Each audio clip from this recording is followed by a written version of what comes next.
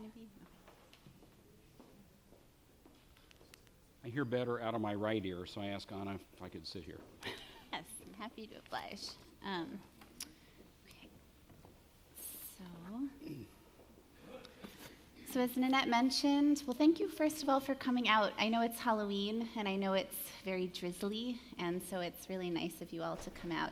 And I was just reflecting last night at the Pizzuti opening that when I first got here, I would look out into the sea of faces at CMA, and I would know nobody, and it was really overwhelming.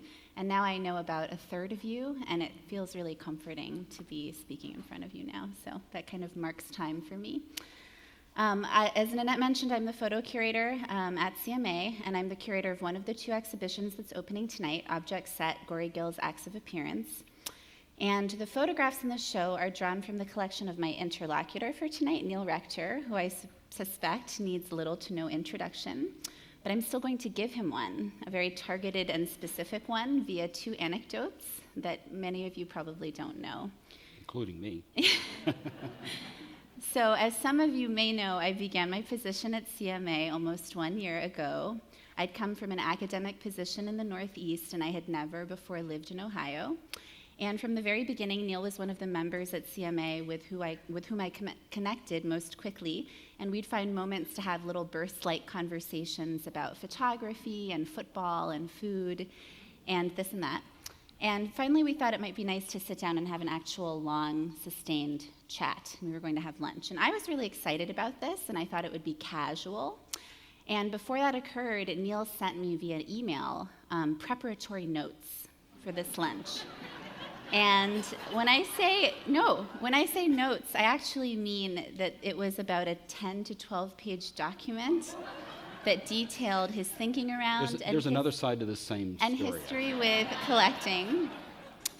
And it laid out facts, figures, precisely stated goals, and rigorous criteria around his formation as a collector. And I was really impressed, but I was also really nervous because I thought we were getting together for casual coffee and maybe to talk about our hobbies. And as it turns out, we did talk about our hobbies. So Neil told me that he liked to cook. And the way that he cultivated his interest in cooking was by taking a rigorous, multi-day-a-week, year-long Italian cooking intensive. Then he told me that he enjoyed... Another side to this story as well. He told me he enjoyed West Coast swing dancing, which sounds casual and fun, and he traveled all over the country to cultivate this interest. And then he paused and he smiled at me and he said, "So do you have any hobbies?" And then I thought for a minute, and I said, "By your standards, probably not, you know?" And so after that meeting, I'll let you speak in just a minute. This is my introduction to you. So I just assumed that Neil was the type of person who took this really hyper-rigorous, almost academic approach to everything that he did. But then he told me how he came to be a collector, and I realized that that was not the case at all. And while I was correct in observing that he pursued his passions thoroughly and thoughtfully, he was not academic at all. In fact, he was someone who was very led by his own favorable responses to things, whether or not he understood where those responses were coming from. So since we have the good fortune of having him here, I'm going to let him tell the story of how he became a collector, and I'm not going to stop putting words in his mouth. But I do have a second anecdote, and this one's about me. So it's probably not surprising that I grew up really fascinated by museums. And when I was a kid and still needed to be babysat, my parents would just drop me off at a museum and then pick me up at the end of the day because they thought it was a safe space and then I could really not get lost. And I was too little. I was interested by the works of art on the wall, but I was really interested in the machinery of the museum. And I was interested in all of the different people who worked there and all the different roles they had to play. And early on, I was very interested by museum gallery guards because I realized at some point that they had to stand in a room with works of art for a whole shift, which sometimes could be a couple of hours. And I thought to myself, sometimes they must like it, but sometimes they must hate being in a room with a strobe or with, a work that has a kind of loud noise component. And so sometimes I would ask them questions about whether people were enjoying these works of art, whether it was horrible to be in this room, and sometimes they would say, "Yes, I have a headache, and I've had a headache for 2 weeks, And then, so when I was in college, I actually had the experience of being a gallery guard myself, and it was really interesting. It was kind of a sociological experiment in a way. you would see, because you end up watching people watching art. So you see when people feel uncomfortable, like there's something that they don't get, when they feel offended by a work of art, and when they feel very enchanted by a work of art.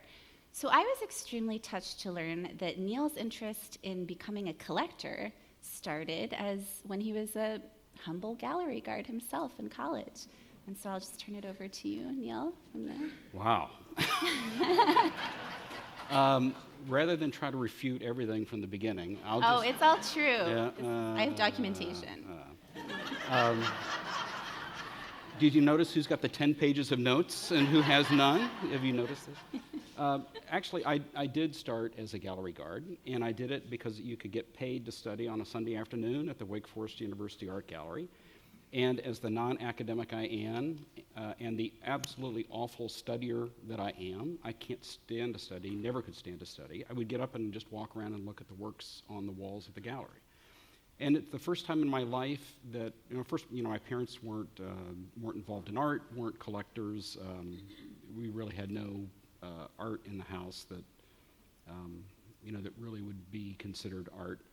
And yet it was the first time that I could spend real time with works that were up on the wall. I mean, most people when they go to a museum will spend 1 to 2 seconds in front of a work. 1001, 1002, that's neat, let's move on to the next one. But when you hate to study and you're locked in this space, there's nothing else to do but get up and look at the work over and over and over again. And you start realizing in looking at it that there's something of real significance there that unfolds over time. And it's that process of spending time looking at an object and bringing to it what you're feeling on a particular moment, a particular day, and seeing how that changes time after time and week to week that really was intriguing for me. So that kind of lay in abeyance for a while, and then at some point I started thinking, well, I'd like to maybe try to trigger that again. Maybe I could acquire art and put it in the house so I'd have that same opportunity for that same experience. But then I ran up against something that was difficult for me because I felt really uncomfortable spending money for art to decorate my house when people were starving and in need of housing. So I spent about a year or two, and this is what you might call the rigorous academic part. This is me just trying to figure out what the hell's going on in my head. Just trying to think through how can I reconcile those two things. I really want to have that kind of experience with the work, but at the same time I have this crisis that I was facing.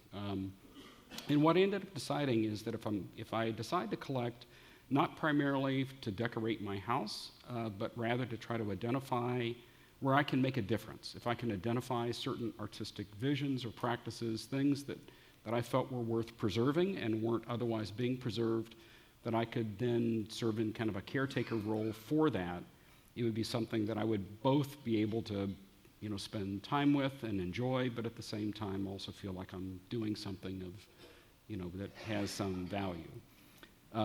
Part of me thinks that's pure rationalization, pure BS, but whatever gets you through the night, you gotta do.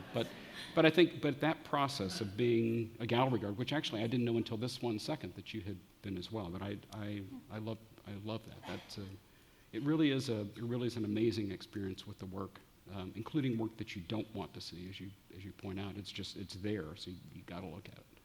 Yeah, and it really makes you think of all of the different multifaceted interpretations that exist within a museum. Gallery guards have sustained experiences with works of art. Collectors know the artists that they collect and the work of the artists that they collect more thoroughly than some curators do, right? And so you have all of these different perspectives coexisting in the same kind of art ecosystem, which I think is very valuable, especially in this context. But I wanted to start with all the backstory and the dancing and the cooking and everything because the photographs in the Gauri Gill show are this rather unusual set of works, as Nanette alluded to, with an interesting backstory. They're all photographs from a series by the Indian-born but American-trained photographer Gauri Gill, and the series from which they're drawn is called Acts of Appearance. And there's plenty in the show to read about the genesis of the series, and I hope you'll take a moment to do that after the conversations this evening. But for our purposes, what's most important to make note of is that this exact set of objects is from Documenta, as Nanette mentioned. Oh. Do I have a... Oh no.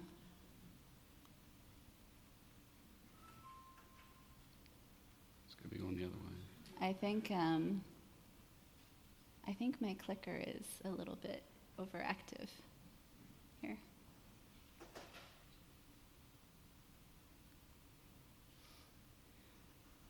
There we go. So the works that you see in the gallery downstairs were first exhibited at Documenta.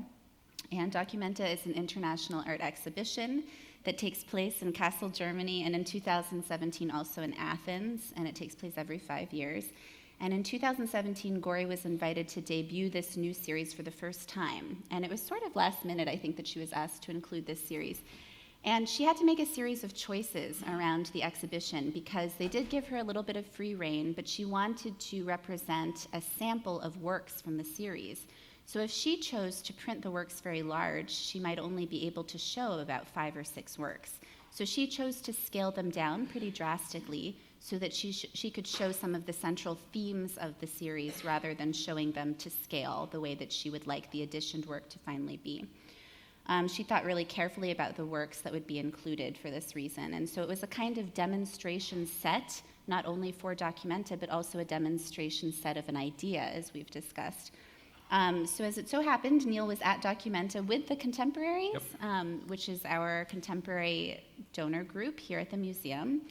And he saw the work and was instantly struck by the work and instantly began to think about acquiring it. And so I wanted to ask you to tell us a little bit about what was going through your mind as you saw this work on the wall at Documenta.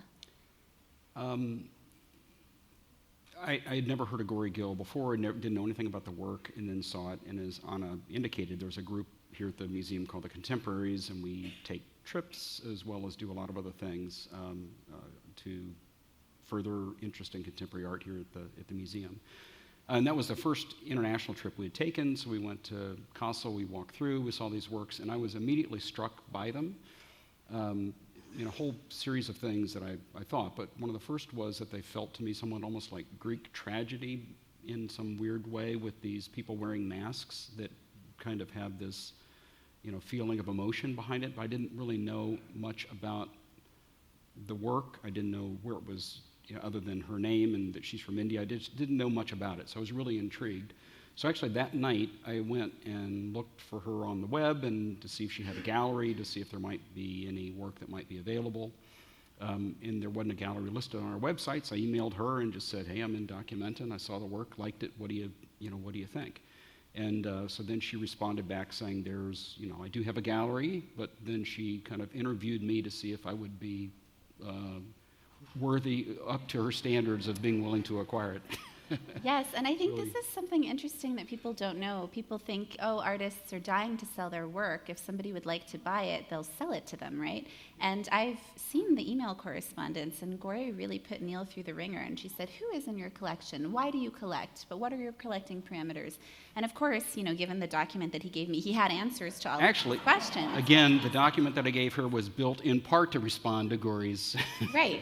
So she was messing with the wrong person. But ultimately, they developed this good rapport, and she allowed him. I tell you, I also took up boxing. So she allowed him to begin kind of bringing her out of her comfort zone. This is work that she might have dismantled after Documenta. She might have destroyed the prints. They weren't a collectible item, right? Yeah, no, she was very clear that she had not intended these to be sold. I mean, right. they really just were kind of a last second, I'm going to put them up to try to have an idea to demonstrate this set, with the idea in her mind that ultimately what I want the prints to be are something that's very differently scaled. She wasn't completely sure yet what the scale would be. She didn't know all that, but because those ideas were unclear in her mind, she didn't want to sell these. And so when I found out that these were still available as a set, because I just assumed that a number of the works, individual pieces had been sold, and my first question was, what's still left that's available? And she came back like, well, you dummy, they're all available because I don't intend to sell any. So that's when we started having that correspondence about whether it might make sense to keep them together as a package, for me to acquire them as a package. Right, and as I recall, Gauri was talking to you about possibly switching out some of the prints and not having this exact set of work be the Documenta set, but have the Documenta set idea preserved. And you pushed back at some point and you said, I want these works, I want these specific pieces of paper, I want these specific frames exactly as they were at Documenta. And so that was something that I asked you at our initial lunch. Why did you want these specific works? What was it about these specific works? They weren't going to be additioned. They had an interesting provenance. They were one-offs. You know, what was so attractive to you about collecting these specific works? I mean, there are always a bunch of ideas and thoughts that kind of go through your head when you make decisions about stuff. But I know that the kinds of thing I was thinking about, I saw the slides that you flipped through, and one was actually the really important exhibition in the early mid-teens, somewhere I think, that dealt with suprematism, called the 010 exhibition.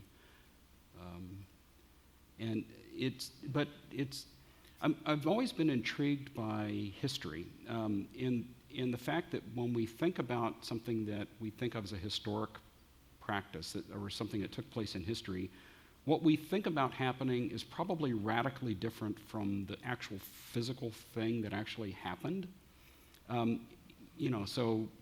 We've got this memory that something happened, but we don't really know what it would have been like to have walked into like the 010 exhibition room when those works were on the wall. One of the things that drives me nuts is these kind of period costume dramas. Something set back in the Middle Ages, and everyone's running around the Middle Ages. But the thought that's there, that the sensibility of the people that's there, is all absolutely current and contemporary. It has nothing to do with the Middle Ages. It's just they're wearing a bunch of old clothes, and it drives me nuts. And so the idea that this set might be available, which I thought was historically important, at least for her work, and I got this, it felt in my gut that she might be an important artist. It would be nice to be able to have those works preserved. Not that they have to be displayed in that way, or displayed at all or whatever, but just having the works available. And I actually was thinking, I have no idea why this particular exhibition came up, but this exhibition, with those works being displayed there, some of those works are lost or destroyed. Many of the works were in color, but of course the only photographs there were black and white. But I wonder what it would have been like to have walked into that room just with those things, with that handwritten, signage and stuff on the wall. I remember hearing, thinking about Mozart at one point and just saying, we now think of him as this kind of musical genius, but I wonder what it would have been like to have lived in Vienna at the time we got Mozart and everybody else in this. I mean, would I have known that he's, would 200 years later be viewed as Mozart and everybody else we don't know about? I mean, I don't know. So that concept was interesting for me. So I think, I'm rambling, but I think with thinking about this and thinking about those objects, and when she said that they are available as a set, and it's like, well, maybe what about that? And her initial reaction was no, because I don't intend to sell them. And I said, well, just give it some thought. And I think it was, 4, 5, 6 months that kind of passed, and then she finally wrote back and said, I've given it some thought. I'd like to do it, but I want to make sure, now that I, the artist, have a better idea of what I want the series ultimately to be, I'd like to maybe swap out some stuff. So we had, a month or two of 7 months. So, okay, had a while. Had a while where we kind of went back and forth about this end and that end and this end and that end, and finally it just got so, it just kind of spun out of control. But that was when the thought came back, well, let's just stick with this set. Right. And one of the things that, so this began to open up when we started to talk about the exhibition. We realized that we had a lot of overlapping kind of theoretical interests, which I found very interesting. So you very casually, and I don't know how to work this clicker, so if somebody could you, the quote, can you bring that up? Yeah, thanks. So this is a quote that's quite literally very famous to every student of photo history. It's by Walter Benjamin. And like I said, you brought this up very casually at lunch the other day, and you described your initial reluctance to begin collecting photography. And there was something about this quote that you liked because it really crystallized for you your strong objection to this sentiment. So I'm just going to read the quote. So, and this is from the 1930s, and Benjamin is trying to make a distinction between painting and auratic works that he thinks have aura, and mechanically reproduced works which don't have an aura. According to him, there's no such thing as a forgery because they're all forgeries. You can't really say that there is an authentic work when all the works come from a negative. So he says, from a photographic negative, for example, one can make any number of prints. To ask for the authentic print makes no sense. So Neil brought up this quote, and then he said, Benjamin is wrong. He's wrong about this. And so I think that... Yeah, well, again, there's another story side of this story, too. I don't know when I first heard that specific quote, but that thought about, again, coming in from a collector's perspective, because I'm an old-fashioned collector. I started with paintings, and a painting is by X, and there's one of them, and you kind of know that. But photography, it starts getting weird and funky. I couldn't quite understand it. So I spent lots of time, and I didn't collect photography for a very long time. And when I started thinking about collecting photography, I actually responded as a collector to this thought, to this quote, the thought that's in the quote, in two ways. The first is I challenged the premise that photography is infinitely reproducible. And so I developed a very big collection that deals with process-based works that truly are photographs, but the way they're made, there can only be one of them. It is absolutely impossible to create multiples, even two of them. So that was the first response that I kind of had to fighting back in my mind to the thought that's embodied here. And then the second one, my second collecting response to that really was the Gauri Gill work, because it seemed to me, it's not so much that I think Benjamin was wrong, it's just that I think the point that he's making is irrelevant to me. I don't care what the authentic print is. What's interesting to me is that each manifestation of an image creates something very different in the viewer's response. And today we got these worlds of trillions and trillions of images, but if I look at an image on my phone that's backlit, that small thing that's backlit I have a very different response to it than I do if that same image is on a physical object and up on the wall in large scale that's being front lit. So it's the same image, but my response as a viewer of that image, as a person interacting with that image, is just radically different because of that. And I was telling Anna, one of the things that I've really found interesting, an artist I've been very close to for a long time, passed away in 2017, but Julian Steincheck, he created a body of work in the late 70s where he used the exact same colors. He did all his color mixing. The paintings are extraordinary in terms of the color mixing. But he did them, and then he did two versions. He did a version that's 70 inches by 70 inches or so, and a version that's 30 inches by 30 inches or so. And if you photograph the work, because the photograph fills the page, the images look absolutely identical. So this one's 30 by 30 inches. So it would look identical in photograph to the one that's the 70-inch by 70-inch painting. And yet when you experience it as a human being standing in front of it, they're radically different. And this doesn't even show the true perceptual difference that you have, because the small one, even when you're 2 feet away or 3 feet away, it blends into kind of one constellation.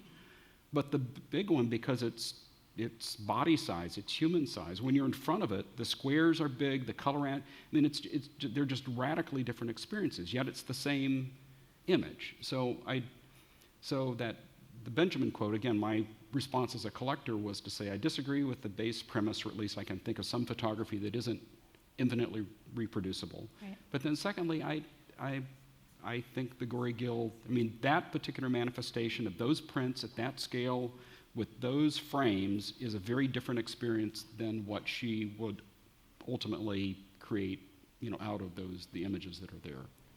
Right, so this is one of the conversations that we began having early on, and Neil was very generous in his he really wanted this to be a show that we would collaborate on, but that ultimately I would make the decision about the set of objects that would be in the show.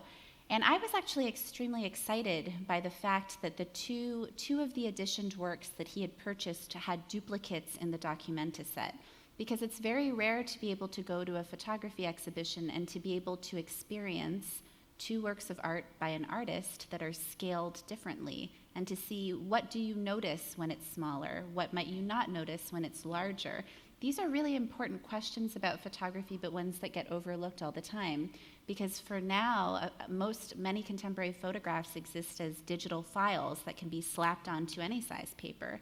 So when you really think about the objecthood, loaded term, but the object nature of the photograph and how it impacts the body phenomenologically, how it impacts what you see, what you don't see, how you feel about it, I thought that that was a wonderful opportunity. And so I ended up including the entire Documenta set, as well as the 3 editioned works, 2 from Neil's collection and 1 from Susan Rector's collection. And so I thought it was a great opportunity for viewers to have the rare chance to be able to experience a work in 2 different forms, knowing that one had a very specific provenance and the other was the work that was for sale in the gallery. Interrupt for a second? Yes. One of the things that I love too, I mean, first of all, even though I own the work, I mean, it's on a show. I mean, you saw from the Documenta installation, it's very different there than here. And the works read differently because of that. Again, part of that same, that same sense of the physical object, it can be different in different contexts. But one of the things I love about the way she's installed it is that those duplicates are in the back room, and they're not next to each other the way, this mock-up is here, but they're rather kind of catty-cornered, the small ones on the wall and the big ones in the center, but they're kind of opposite, so you can't have an exact comparison right side by side. You have to look at one, then physically turn to look at the other. So you have to have some memory involved with it, which I think is really wonderful as part of that process. So they're there but not there. It's kind of there but a little bit ghosting too. It's really wonderful. Yeah, and I was mentioning this to Neil, that Gauri was not opposed to this installation either. It didn't cheapen the work for her to have 2 versions of it in the same show. She was excited by that idea, and so that gave me confidence to install it that way as well. Yeah. And it was a funny anecdote when I was making my model. So what you're seeing right now is SketchUp, which is what we use to kind of block out our exhibitions on the computer before they actually go up in physical space. And I realized that I only had a JPEG for the small teacher, and I didn't have a JPEG for the large teacher. And I panicked for about 2 seconds, and then I realized it doesn't matter. I can just make this small teacher larger, and it's the same teacher. And so, so this is kind of what we're talking about as well. So I just wanted to hear a little bit from you about, you were mentioning going through the exhibition that the installation is different from the way it was at Documenta. At Documenta, a lot of the works were double hung on top of each other. Here, they're hung in a single file.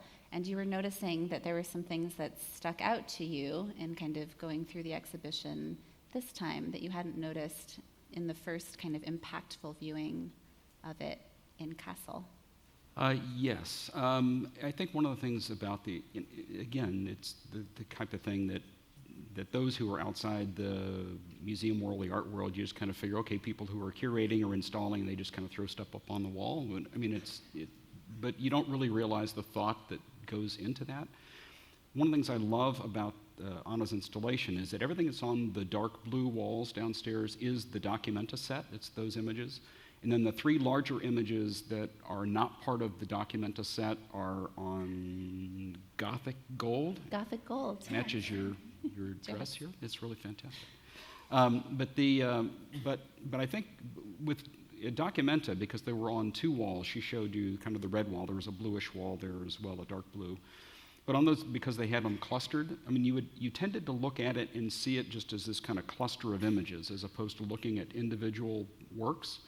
Whereas the way that you've got it displayed, where it's not quite a frieze, but kind of like a frieze as it goes around, you have a chance to look at individual works. And so I've noticed individual works more than I did when I saw it at Documenta, details in individual works. At the same time, I think by having it all on that blue wall, it still perceptually feels as if it's part of, this is all one whole. So I think that's a really brilliant way to have both the individual look and yet still keeping that set that's there. Whereas in Kassel, again, they were just clusters of things, which were still very impactful, but you would tend to just, your eye visually and mentally would just go toward the whole cluster as opposed to really looking at individual works. So, and part of it, I'm sure in Costa, they had 2 walls, and she had the number of works she wanted to show. So Right. it was a gorgeous installation there too. Obviously, I mean, it very struck me, but this one's really special too. Well, it's May I ask you one quick question? Yes. Oh, you said you were going to. Yeah. Now, I'm curious because when the museum first talked with me about exhibiting this work, I just assumed it would really be focusing first and foremost just on the work. I mean, the work would be up and all that. But I think really from the very beginning, Anna, I mean, you were intrigued by these things, not necessarily just as images. It could be in this scale or that scale or this context or that context, but the whole objecthood, that term that you kind of used and ran away from. But I'm curious as to why that is intriguing for you. What about that?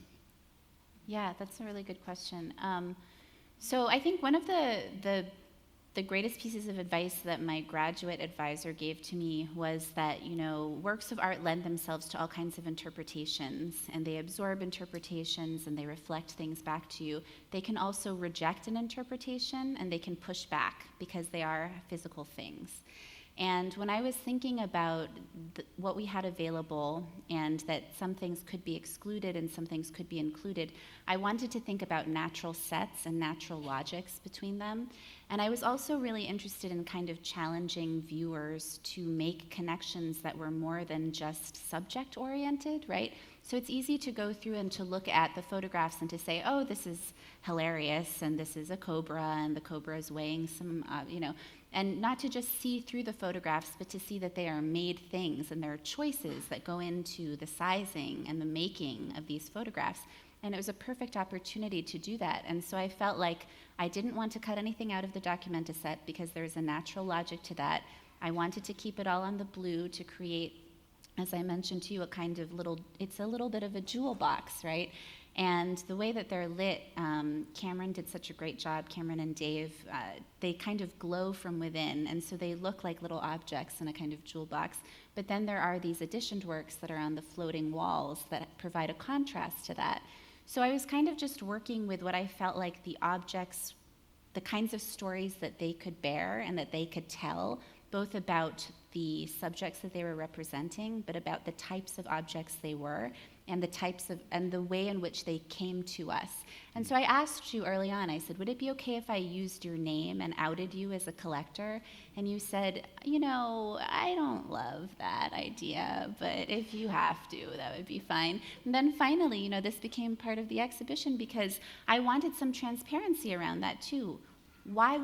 This doesn't exist as an object without you, right? And so I wanted to have it clear that you were instrumental in thinking of it as an object in the first place and then in bringing it to Columbus, and to respect the totality of that as one object, which is a kind of difficult thing to grasp, right? But the set is an object, so that's why it's object set, right? And so I think that that's what I was really so I wanted to strive to kind of bring out these formal aspects of the dialogue between the editioned works and the Documenta set, while also really contextualizing the work the collaborative work she was doing with the people in this village, and how that also dovetailed with the work she's been doing her whole life, basically. Yeah. So those were the decision-making processes that went into the conception of this. Wow. And I also wanted to mention, actually, I mentioned Cameron Sharp and Dave Holm, and they were in charge of the lighting of the exhibition, but also Greg Jones and Tess Webster, the exhibition designers, did a brilliant job. And Liz Hopkin is our indefatigable editor. And there was a great contingent team of preparators, Patrick and James especially, and Jennifer Seeds was the registrar for the exhibition. She kept everyone on task. And so it was a big team that brought the exhibition to light the way that I had been discussing it with you and had kind of imagined it. And I feel like it really worked out in the end. And it's been such a pleasure. Yeah, me too, mine too. And it's really, it's an exhibition that comes out of a lot of weird conversations that we've had over many, many lunches at this point. So it's been very nice for that reason as well. Great. Thank you. Thanks for coming out tonight.